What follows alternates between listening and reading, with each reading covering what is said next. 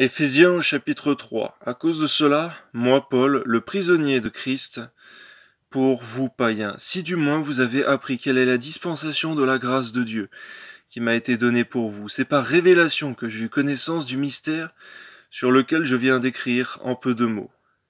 En les lisant, vous pouvez vous représenter l'intelligence que j'ai du mystère de Christ. Il n'a pas été manifesté aux fils des hommes dans les autres générations, comme il a été révélé maintenant par l'Esprit, aux saints apôtres et prophètes de Christ. Alléluia. Merci Seigneur, parce que c'est vrai.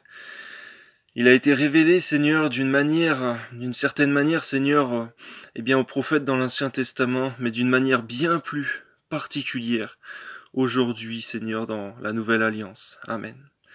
Ce mystère, c'est que les païens sont cohéritiers, forment un même corps et participent à la même promesse en Jésus-Christ par l'Évangile, dont j'ai été fait ministre selon le don de la grâce de Dieu, qui m'a été accordé par l'efficacité de sa puissance. Amen.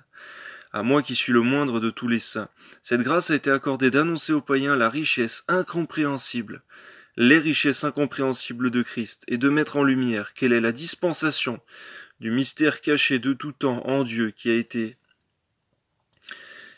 a créé toutes choses par Jésus-Christ, afin que les dominations et les autorités dans les lieux célestes connaissent aujourd'hui, par l'Église, la sagesse infiniment variée de Dieu, selon le dessein éternel qu'il a mis à exécution par Jésus-Christ notre Seigneur, en qui nous avons par la foi en lui la liberté de nous approcher de Dieu avec confiance. Amen.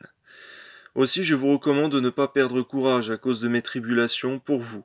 Elles sont votre gloire. À cause de cela je fléchis les genoux devant le Père de notre Seigneur Jésus-Christ, duquel tire son nom toute famille, dans les cieux et sur la terre, afin qu'il vous donne, selon la richesse de sa gloire, d'être puissamment fortifié par son esprit, dans l'homme intérieur. Amen.